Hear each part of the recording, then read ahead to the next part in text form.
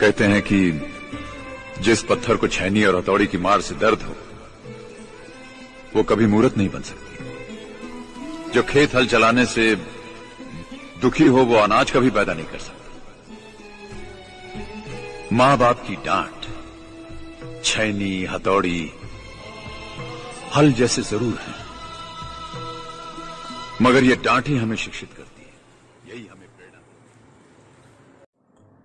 गई काले जे आपणे જોઈ ગયા હતા ફેરાડેના પ્રયોગમાં એ પણ પ્રેક્ટિકલી બતાવવાનો પ્રયત્ન કરું તો જો આ એક કોઇલ છે, એ કોઇલ સાથે આ ગેલોમીટર જોઈન્ટ કરેલું છે. મેં લગભગ એવી રીતના જ સેટઅપ કરવાનો પ્રયત્ન કરેલો છે કે જે મેં તમને થિયરિટિકલ કાલે શીખવેલું એ જ તમને પ્રેક્ટિકલી દેખાય. આ જે છે એક બાર મેગ્નેટ છે, બરાબર. આ ડોટવાળો જે પોર્શન જે છે એ કયો ભાગ છે? તો જો આ એસ છે ને આ એસ અને એન વચ્ચે આકર્ષણ, એટલે ડોટવાળો જે પોર્શન જે છે એ એન છે. જો આ એન લખેલું છે તો અપાકર્ષણ અનુભવે છે, બરાબર. એટલે ડોટવાળો જે છે તે એન છે. એટલે હવે હું શું કરું, એનને જે છે તે નજીક રાખું છું ગૂંચળાની અક્ષની. હવે ધીરે ધીરે હું નજીક લઈ જામ એટલે ગેલોમીટર સાથે જે કોઇલ જોઈન્ટ કરેલ છે આપણે ગૂંચળું, બરાબર, એ ગૂંચળા સાથે શું થશે તો એ ગૂંચળા સાથે સંકળાયેલ ફ્લક્સમાં ફેરફાર થાય અને પ્રેરિત વીજચાલકબળ ઉત્પન્ન થાય. એ પ્રેરિત વીજચાલકબળ એવી રીતના ઉત્પન્ન થશે કે જેથી ગેલોમીટરનું કોણાવર્તન જે છે તે આ બાજુની બાજુ જશે. જે આપણે ગઈકાલે વાત કરેલી જે થિયરિટિકલમાં એક્ઝેક્ટ એ રીતના જો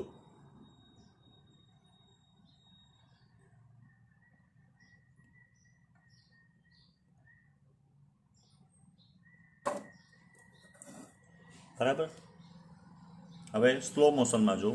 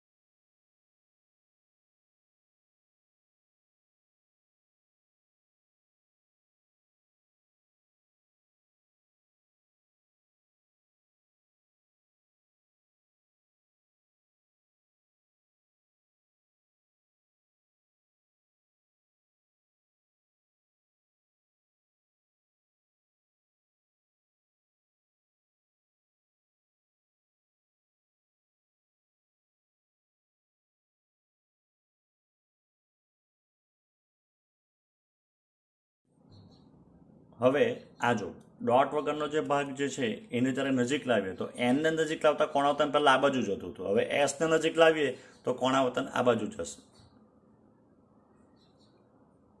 જ્યારે દૂર લઈ જાય ત્યારે કોણાવર્તન બીજી બાજુ જશે. જો એન કરતાં એક્ઝેક્ટ ઊંધું થશે.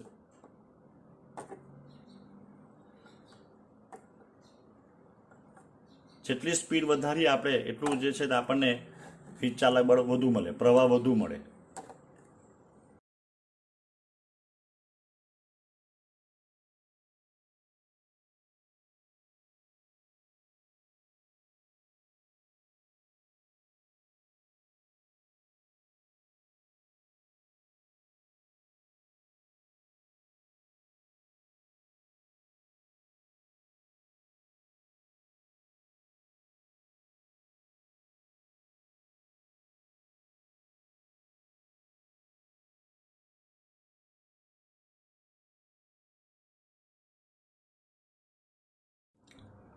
હવે લાસ્ટમાં આપણે જે વાત કરી કે ફેરેડેના નિયમ મુજબ કે જ્યારે આપણે ફ્લક્સ ગૂંચળા સાથે સંકળાયેલું ફ્લક્સ જે છે એ ફ્લક્સમાં ફેરફાર ઇમ્પોર્ટન્ટ છે, ફ્લક્સ મહત્વનું નથી. ધારો કે આખો આ મેગ્નેટ જે છે તો આની અંદર મૂકી દેમ ને સ્થિર કરી દેમ, બરાબર છે. તો જો ગેલોમીટર જે તે 0 કોણાવર્તન બતાવે છે. હવે જ્યારે મેગ્નેટને હું દૂર કરીશ ત્યારે કોણાવર્તન બતાવે, બરાબર.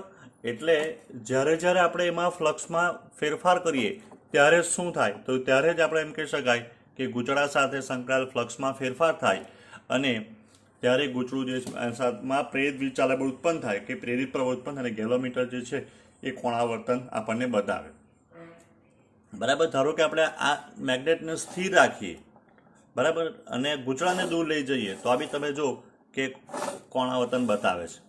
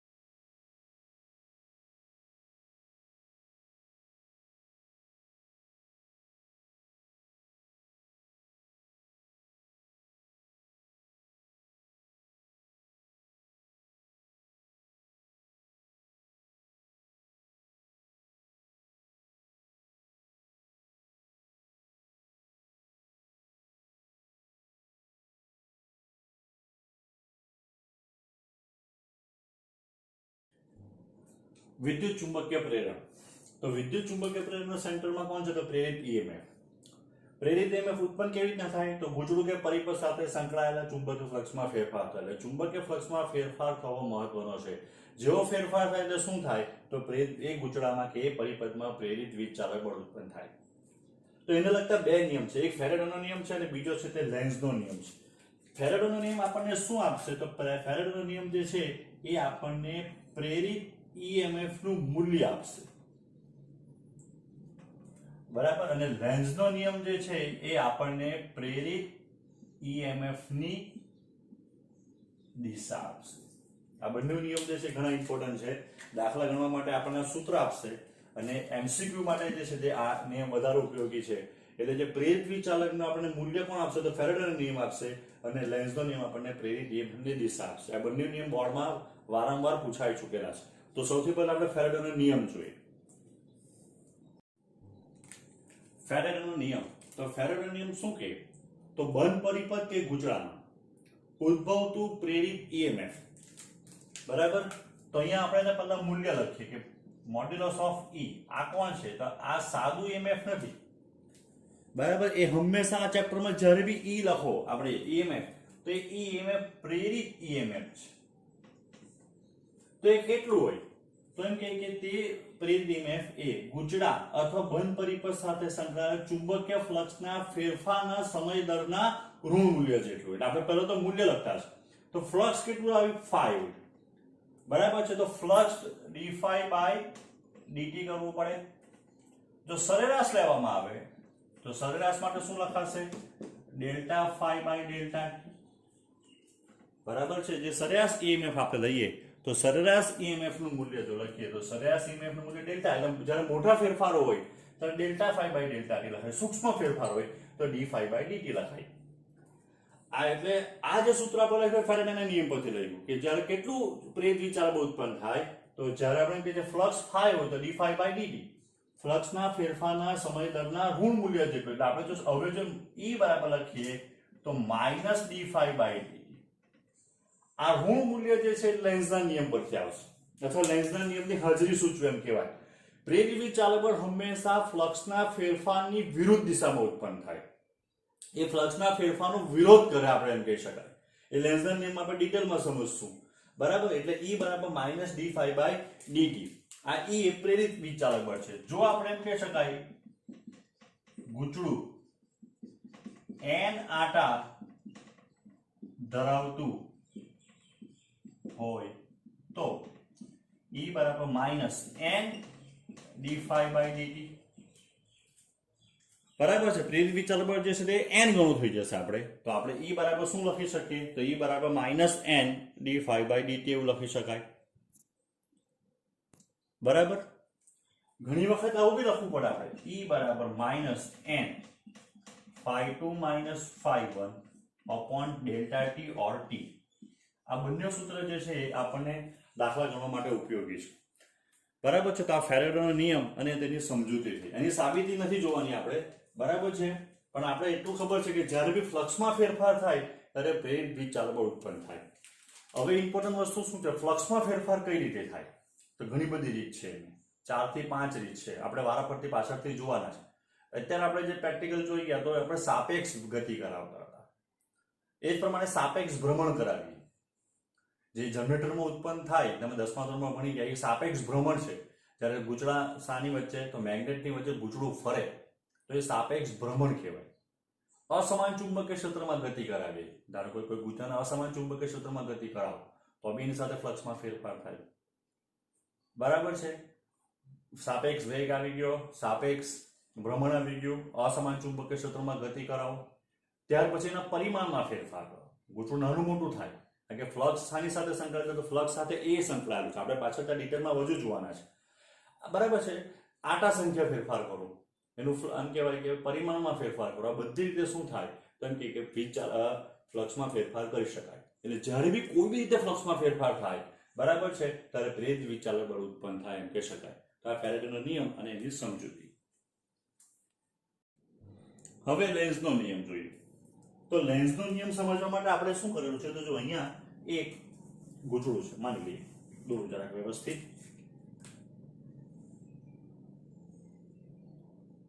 બરાબર છે. એક ગૂંચળાને કટ કરીને એની સાથે એક આ ગેલોનોમીટર જોઈન્ટ કરેલું છે કે જેથી આપણે એમાં પ્રવાહ કે પ્રેરિત વિચાર નોંધી શકીએ. આ ગૂંચળાની અક્ષની બરાબર સામે એક ગજિયા ચુંબક છે. બરાબર છે. એટલે પ્રેક્ટિકલી તમને ધારો કે બતાવવાનો પ્રયત્ન કરું તો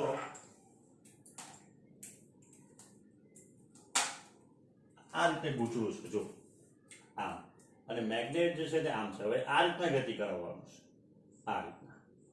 બરાબર, એક બરાબર ધ્યાન રાખજો. તો હવે જ્યારે આપણે n ને નજીક લાવીએ, એટલે કે આ જે ગૂંચળું છે, ચુંબક જે છે એ ચુંબકને જ્યારે આપણે નજીક લાવીએ તો આની સાથે જે કંઈ ફ્લક્સ છે, કોની સાથે? આ ગૂંચળા સાથે, એમાં ફેરફાર થવાનો, એટલે એને પ્રેરિત વીજચાલક બળ ઉત્પન્ન થાય. અત્યારે જે આ ગૂંચળું આપણે જે ચુંબક છે, ચુંબકનો વેગ આ દિશામાં છે, આ દિશામાં વેગ આવતો છે, એટલે ગૂંચળાની નજીક આવતા છે. બરાબર છે. આપણે આગળ એવું ભણી ચૂક્યા છે કે જ્યારે ગૂંચળું હોય તો જ્યારે એમાં પ્રવાહ ઉત્પન્ન થાય તો જો એ પ્રવાહ આપણે સામેથી જોઈએ તો જે બાજુથી આપણે જોઈએ તો આપણને આ રીતનું દેખાય, આ વિષમઘડી. તો વિષમઘડીમાં કયું ઉત્પન્ન થાય? કારણ કે એ બાજુનું સમતલ જે છે તે n બને. બરાબર, એટલે આપણે આ બાજુનું ગૂંચળું વિચાર કરીએ તો અહીંયાથી જો આપણે જોઈએ ને, જો આપણને પ્રવાહ વિષમઘડીમાં દેખાય તો માનવાનું કે n. આ બાજુ જો આપણે સમઘડીમાં દેખાવાનું છે, આગળ આપણે તમને પ્રેક્ટિકલી બતાવેલું છે. બરાબર, જો આપણને એ સમઘડીમાં દેખાય તો આપણને ખબર છે કે તે બાજુનું સમતલ s બને. બરાબર. હવે લેન્ઝનો નિયમ શું કહે? તો લેન્ઝનો નિયમ એમ કહે કે જેને લીધે, તો કોને લીધે? આ જે ચુંબક છે, ચુંબકની ગતિને લીધે આમાં પ્રેરિત વિચાર કોને ઉત્પન્ન થવાનો? તો ફ્લક્સમાં ફેરફાર તો થવાનો, પણ ફ્લક્સમાં ફેરફાર માટે જવાબદાર કોણ છે? આ ગૂંચળાની ગતિ. બરાબર, એટલે આ ગૂંચળાની અંદર લેન્ઝનો નિયમ એમ કહે કે આ ગૂંચળાની અંદર પ્રેરિત વિચાર એવી દિશામાં જ ઉત્પન્ન થાય કે જેથી આ જેને લીધે, જેને લોકોને લીધે, તો એમ કે ચુંબકની ગતિને લીધે, તો જેને લીધે ઉત્પન્ન થતું હોય, કોણ ઉત્પન્ન થતું હોય? પ્રેરિત વિચાલક બળ. એનો જ વિરોધ કરે એવી દિશામાં જ પ્રેરિત વિચાલક બળ બને. સમજાવું કે ફરી પાછું જોઈએ તો જો હવે જેનું નજીક લાવવાના, અને આ બાજુના સમતલમાં શું થશે?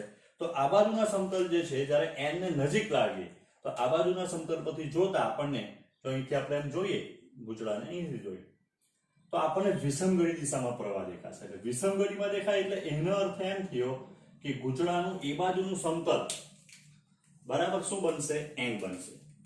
ગૂંચળાનું એ બાજુનું સમતલ એટલે અહીંયા જો n હશે તો ગૂંચળામાં જે અહીંયા પ્રવાહ ઉત્પન્ન થવાનો કે પ્રેરિત વિચાર ઉત્પન્ન થવાનો એની દિશા એવી જ હશે કે જેથી અહીંયા જો n હોય તો આ બાજુનું સમતલ, ચુંબક બાજુનું સમતલ કેવું બને? n જ બને. હવે શું થશે? તો n અને n વચ્ચે શું થાય? અપાકર્ષણ અનુભવાય. એ અપાકર્ષણ લીધે શું થાય? તો ગૂંચળાની ગતિનો વિરોધ થાય, ગૂંચળાનો વેગ ઘટે. ગૂંચળાનો વેગ શું થાય? ઘટે. એટલે લેન્ઝનો નિયમ શું કહે? તો લેન્ઝનો નિયમ એમ કહે કે આ ગૂંચળામાં જે પ્રેરિત વિચાર ઉત્પન્ન થયું, કોને કારણે ઉત્પન્ન થયું? આ ચુંબકની ગતિને લીધે. તેનો જ વિરોધ કરતું શું થાય? તેની ગતિનો વિરોધ કરતું પ્રેરિત વીજચાલક ઉત્પન્ન થાય. બરાબર છે. એવી દિશામાં જ પ્રેરિત પ્રવાહ આપણને મળે. બરાબર, જેને લીધે ગૂંચળાની ચુંબકની ગતિને લીધે કોણ ઉત્પન્ન થયું? પ્રેરિત વિચાલક ઉત્પન્ન થયું. તો પ્રેરિત વિચાલક એવી દિશામાં જ ઉત્પન્ન થાય કે જેથી ગૂંચળાની ગતિનો શું થાય? વિરોધ થાય. હવે શું થશે જ્યારે આપણે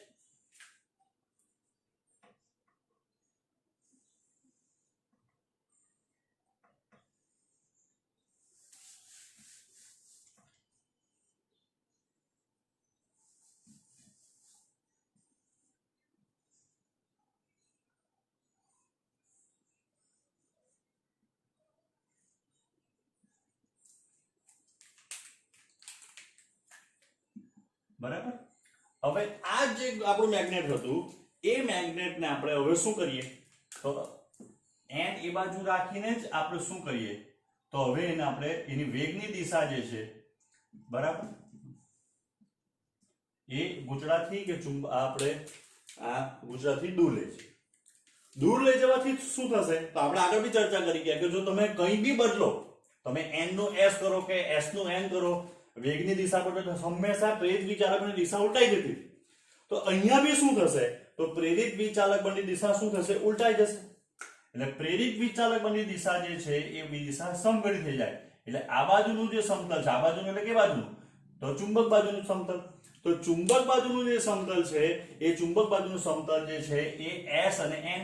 તો અહીંયા S અને N વચ્ચે શું થવાનું? આકર્ષણ અનુભવવાનું. એ આકર્ષણ એટલે શું થાય? તો આ જે આ ફ્રેમ છે અથવા આપણું ગૂંચળું જે છે એ ચુંબકને પોતાની તરફ ખેંચે. બરાબર? એટલે બળ આ દિશામાં લાગવાનું. જ્યારે એનો વેગ આ દિશામાં, એટલે વેગનો તો વિરોધ જ થવાનો. અહીંયા n અને n વચ્ચે અપાકર્ષણ લાગતું હતું, તો અહીંયા વેગનો તો વિરોધ જ થાય. એટલે હંમેશા લેન્ઝનો નિયમ એમ કે જેને લીધે શું થાય તો ગૂંચળામાં પ્રેરિત વિચાલક બળ ઉત્પન્ન થાય, એનો જ વિરોધ કરતું પ્રેરિત વિચાલક બળ બને એવી દિશામાં જ આપણને પ્રેરિત પ્રવાહ મળે. તમે ધારો કે અહીંયા S નજીક લાવતે, એમ S ને પછી નજીક લાવતે, તો અહીંયા આપણને શું થશે? S બનશે. એટલે S વચ્ચે અપાકર્ષણ થશે. તમે S નજીક રાખીને દૂર લઈ જતે તો અહીંયા n બનશે. એટલે S અને n વચ્ચે આકર્ષણ લાગી. એટલે કોઈ પણ રીતે શું થાય તો હંમેશા જેને લીધે પ્રેરિત વિચાલક ઉત્પન્ન થયું એનો વિરોધ જ થાય. આ લેન્ઝનો નિયમ છે એમ કહી શકાય. હવે લેન્ઝનો નિયમ એ ઉર્જા સંરક્ષણ નિયમનું વિશિષ્ટ કથન છે એવું આપણે સાબિત કરવાનું છે, તો સમજવાનું છે. તો જો અત્યારે જ આપણે ગૂંચળું લીધેલું હતું તેવું ધારો કે આ ગૂંચળું લીધું, ત્રિપરિમાણિક જો આપણે દોરવાનો પ્રયત્ન કરીએ તો આ આપણે ગૂંચળું લીધું. બરાબર? એ ગૂંચળાથી કટ કર્યું. એ ગૂંચળાના બે છેડા સાથે આપણે વચ્ચે એક અવરોધ લગાવી દીધો. તમે બલ્બ છે એવું બી વિચાર કરી શકો. અહીંયા એક મેગ્નેટ મૂક્યું આપણે N ને S.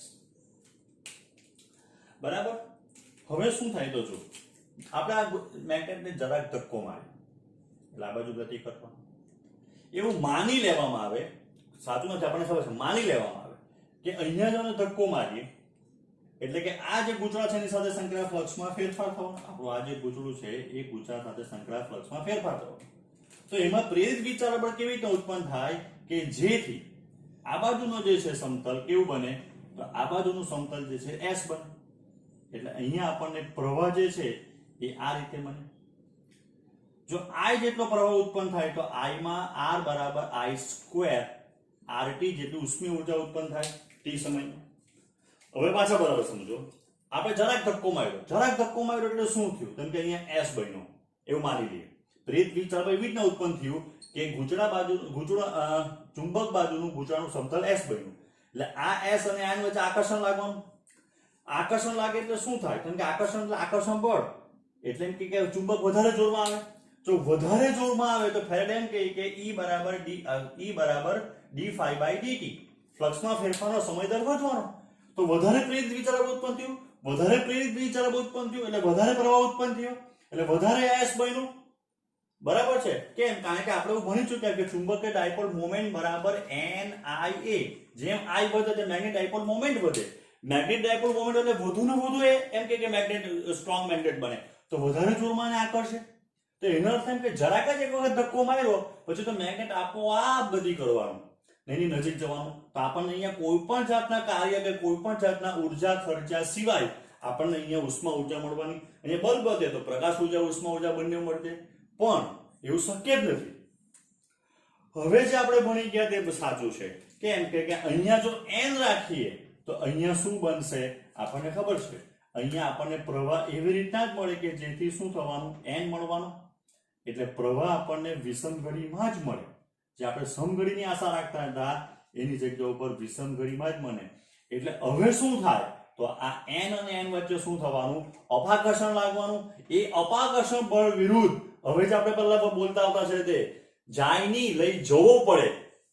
એટલે મેગ્નેટ જે છે ઊંચાઈ નજીક જશે નહીં, કારણ કે આ બે વચ્ચે અપાકર્ષી બળ લાગવાનું. આ બળ અપાકર્ષી લાગવાનું. હવે એટલે આ મેગ્નેટ જે છે તે આ ઊંચાઈ નજીક જશે નહીં અને લઈ જવું પડે. અને જો લઈ જવું પડતું હોય તો આ મેગ્નેટ પર થતું કાર્યનું શામાં રૂપાંતર થાય? ઉષ્મા ઉર્જા કે પ્રકાશ ઉર્જામાં કે બીજી ઉર્જામાં રૂપાંતર થાય. એટલે અહીંયા જે આપણે મેગ્નેટને ઊંચાની નજીક જે લઈ જવા માટે કાર્ય કરવું પડે એ કાર્યનું શામાં રૂપાંતર થાય તો ઉર્જામાં રૂપાંતર થાય. જે ઉર્જા સંરક્ષણના નિયમની આપણે એમ કહેવાય કે પ્રૂફ કરે અથવા એને એમ કહેવાય કે એનું વિશિષ્ટ કથન છે અથવા સાબિત કરી શકાય આપણે. બરાબર છે? એટલે કાર્યનું ઉર્જામાં રૂપાંતર થાય તો એ ઉર્જા સંરક્ષણ નિયમનું પાલન થયું એવું જ કહેવાય. બરાબર? તમે ધારો કે અહીંયા એસ રાખીને લાવતે નજીક, તો અહીંયા પ્રવાહની દિશા ઉલટાઈ જતે, તો અહીંયા શું બનતે? એસ જ બનતે. એસ જ વચ્ચે ફરી અપાકર્ષણ લાગે, તો ફરી અપાકર્ષણ લાગે એટલે શું થાય? તો એને કાર્ય કરવું પડે. જ્યારે તમે દૂર લઈ જતા હતા, બરાબર છે, ધારો કે મેગ્નેટ આપણે દૂર લઈ જઈએ, અહીંયા એન ને એસ, તો મેગ્નેટ ને આપણે દૂર લઈ જઈએ તો અહીંયા એસ બનશે. એટલે હવે વેગ આ દિશામાં છે, બરાબર છે, ને બળ આ દિશામાં લાગવાનું, એટલે ફરી પાછો ગતિનો વિરોધ થવાનો. તમે તરત જ દિશા ઉલટાવી કાઢો, તમે આ બાજુ લાવવા માંડો મેગ્નેટને, એટલે ફરી પાછો અહીંયા એન બની જાય. એટલે આમ શું થાય? તો હંમેશા વિરોધ જ થાય, કે જેથી એ વિરોધ વિરુદ્ધ આપણે કાર્ય કરવું પડે. એની ગતિ ચાલુ રાખવી હોય તો વિરોધ વિરુદ્ધ કાર્ય કરવું પડે, અને એ કાર્યનું શામાં રૂપાંતર થાય? બીજી ઉર્જામાં રૂપાંતર થાય. તો હવે આપણે કહી શકાય કે લેન્ઝનો નિયમ એ ઉર્જા સંરક્ષણના નિયમનું વિશિષ્ટ કથન છે. બે સવાલ જુદા જુદા છે, ટેમ્પલેટમાં બી જુદા જુદા છે. એક સવાલ એવો છે કે લેન્ઝના નિયમની સમજૂતી આપો, અને બીજો સવાલ છે કે લેન્ઝનો સાબિત કરો એ લેન્ઝનો નિયમ એ ઉર્જા સંરક્ષણ નિયમનું વિશિષ્ટ કથન છે.